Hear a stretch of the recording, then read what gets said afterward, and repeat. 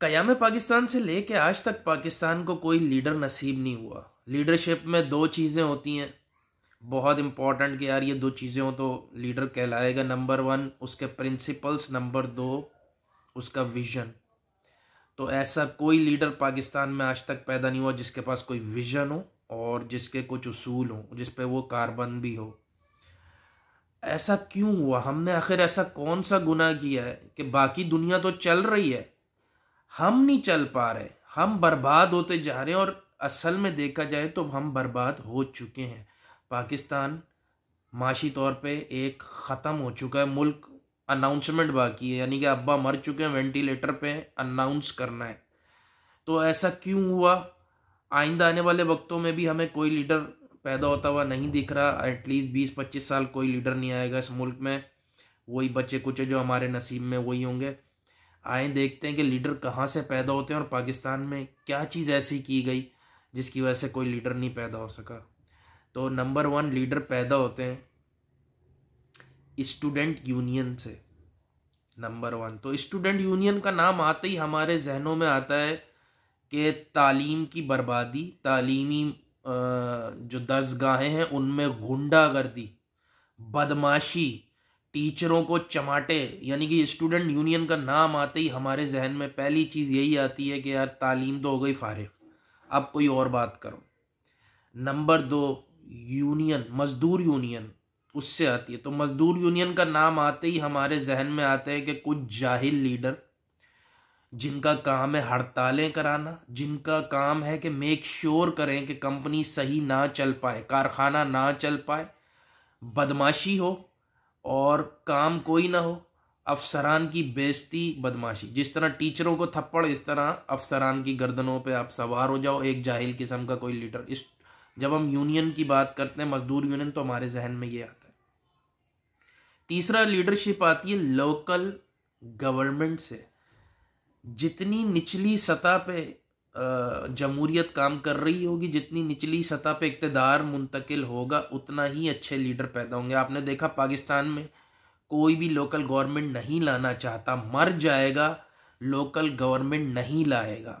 चाहे वो इमरान खान हो, नवाज शरीफ हो, कोई फन्ने खान हो, मौत कबूल कर लेगा लेकिन लोकल गवर्नमेंट नहीं बनाएगा, किसी के इशारे पे या खुद जो भी है। बहरहाल आपने देखा कि जब मुशर्रफ के दौर में कुछ लोकल गवर्नमेंट दी गई जिसे वाकई लोकल गवर्नमेंट कह सकते हैं, तो लीडर पैदा हुए पाकिस्तान में कुछ ना कुछ। अभी वो छोटे ही लेवल के, भले आप कह लें कि नेमतुल्लाह या मुस्तफ़ा कमाल ये कराची से पैदा हुए, इसी तरह लाहौर, मुल्तान, ऐसे लोग सामने आए जो कि बहुत काम करने वाले थे।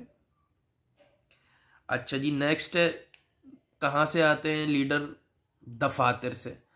अब सरकारी दफातर में तो जाहिर है पाबंदी होती है एक तरह की, लेकिन बहरहाल वहाँ पे कुछ ना कुछ चलता ही रहता है, कॉरपोरेशंस में या उसमें। तो वहाँ पे हमने देखा कि जब आप सरकारी ऑफिस का नाम लें या कॉरपोरेशन का नाम लें तो आपके जहन में आएगा मेरिट का कत्लेआम, कोटा सिस्टम पे बेगैरत जाहिल लोग भर्ती, सिर्फ इदारों को नोचने के लिए, जिनकी किसी की स्ट्रिंग्स कहीं मिलती होंगी, किसी की कहीं मिलती होंगी। तो जब एक चीज़ मेरिट पे भर्ती नहीं हुई तो लीडरशिप तो आगे से फिर छोड़ ही दो। नेक्स्ट है सिविल सोसाइटी। सिविल सोसाइटी में एनजीओ, सहाफ़ी, आपके वकला वगैरह वगैरह। तो गो के हमारा सहाफ़ी भी 2 नंबर है, वकील तो इंतहाई 4 नंबर है, और एनजीओज कहीं से खातों पे चलती हैं। अब इसी तरह सिविल सोसाइटी, लेकिन बहुत बड़ा स्पेक्ट्रम है। तो सिविल सोसाइटी से बाहर हाल हमने देखा है कुछ ना कुछ छोटा मोटा रेजगारी निकल आती है, लेकिन अगर वो ज़्यादा चौड़े होने की करती है तो उसको फिर किसी ना किसी तरह फारिग कर दिया जाता है, कोई ना कोई उसे फारिग ही कर देता है। नेक्स्ट है मसाजिद से। अब मसाजिद का सुनते ही हमारे जहन में आता है एक जाहिल किस्म का मौलवी जिसका कोई विजन नहीं, जो जहनी तौर पे ऊँटों पे सवार है, जो बेचारा 8,000 उसकी महाना तनख्वाह है, वो बेचारा चंदे मारने के चक्कर में, चंदे मांगने के चक्कर में या इधर उधर की दिहाड़ियाँ निकालने के चक्करों में ही फारिग हुआ है। वो भी करप्ट है, उसका दिमाग बंद है, वो अपने मसलक से बाहर नहीं सोच सकता, वो दूसरे के मसलक को कुफर के फतवे देने में बिजी रहा है। अगर हम पिछला एटलीस्ट 50 साल रिकॉर्ड देखें तो उसका मौलवी का यही काम रहा है। तो अब इस माहौल में कहाँ से लीडर पैदा होगा?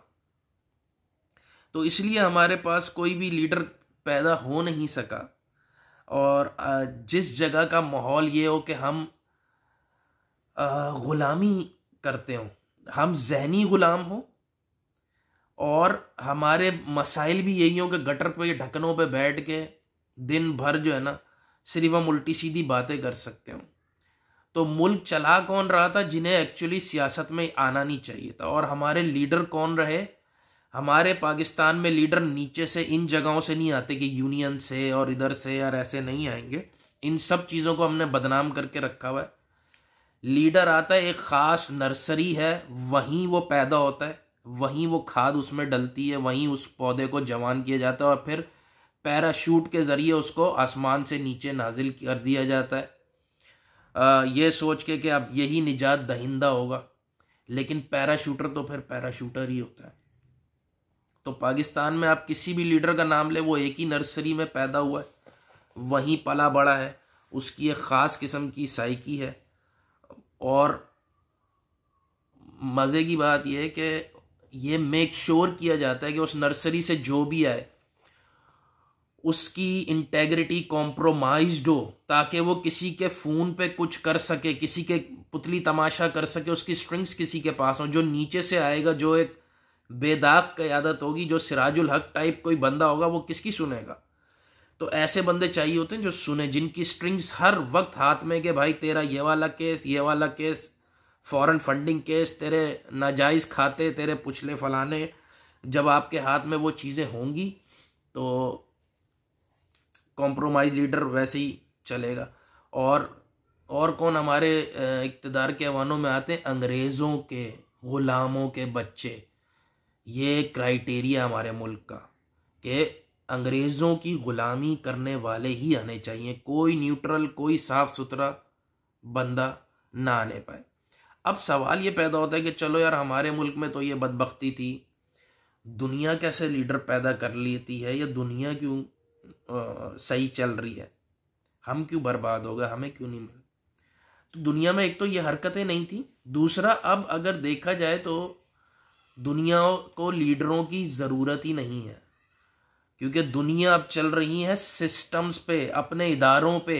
खग्गा आए या छग्गा आए, आपको नहीं पता, बहुत सारे मुल्कों को नहीं पता कि हमारे प्राइम मिनिस्टर का नाम भी क्या है, या हमारा जो स्टेट का प्रीमियर है उसका नाम क्या है, नहीं पता लोगों को। और पता करने की ज़रूरत भी नहीं है, क्योंकि कोई भी आए सिस्टम सेम चलेगा, आपको कोई ख़ास लीडर की ज़रूरत ही नहीं है। ये हम अर्तुगरल देख देख के हमारा ये हाल हुआ है कि हमें हर वक्त उम्मत मुस्लिमा का कोई एक ऐसा लीडर चाहिए जो तलवारें लेके शलवारें खोस के निकले और पता नहीं कश्मीर फतह कर ले और अफ़गानिस्तान में झंडे गाड़ दे। ये पता नहीं हम लोग क्या करते हैं। तो अब इस सिचुएशन पे पाकिस्तान, जो कि तकरीबन अल्लाह माफ़ करे डूब ही चुका है, तो उसमें जो बचा कुचा अव्वल तो अब यही है कि जो हमारे पास लॉट है, यानी कि मुझ जैसे बंदे से भी पूछो, मैं कहूँगा इस वक्त नवाज शरीफ की ज़रूरत है मुल्क को। रोना आ रहा है ये कहते हुए भी, लेकिन ये हकीकत है इस मुल्क की। अब क्या करें, किधर जाए बंदा? तो कहने का मकसद है, बहरहाल अब एक यही उल्टी सीधी ऐसी ही हमारी उम्मीदें रह गई हैं, यही हो चुका है। और अब उम्मीद है बस ऊपर वाले से कि भाई, जब हमने देखा है कि जहाँ फ़िरौनियत बढ़ जाती है तो मूसा पैदा हो जाता है, तो गॉड नोज़ के पाकिस्तान में कहीं से वो हो जाए। क्योंकि पाकिस्तान या पाकिस्तान बनने से पहले हमने देखा, अगर लीडरशिप हमें दस्तयाब हुई है तो वो एक और तरीका है, क्योंकि मुल्क में ये माहौल नहीं है कि यहाँ लीडर पैदा हो। तो ऐसा हो सकता है कि बाहर लीडर पैदा और फिर वो इम्पोर्ट हो जाए, जैसे कि हमने देखा था कायदे आज़म एक्चुअली ट्रेंड बाहर हुए, लीडरशिप उनकी बाहर की थी और वो इम्पोर्ट हो गए। अल्लामा इकबाल वो भी बाहर गए, उनका विज़न वहाँ खुला, लीडरशिप के लिए विज़न बहुत ज़रूरी है, तो विज़न वहाँ खुला, प्रिंसिपल्स वहाँ सीखे, कैरेक्टर वहाँ बिल्ड हुआ और वो इम्पोर्ट हो गया। तो अल्लाह करे कि हमें भी कोई इम्पोर्ट नसीब हो जाए, कुछ हो जाए, बहरहाल कुछ ना कुछ हो जाए, वरना हालात बहुत बुरे हैं। तो आप भी मेरे साथ दुआ करें, अल्लाह इस मुल्क की हिफाजत करे, आमीन। अल्लाह हाफिज़।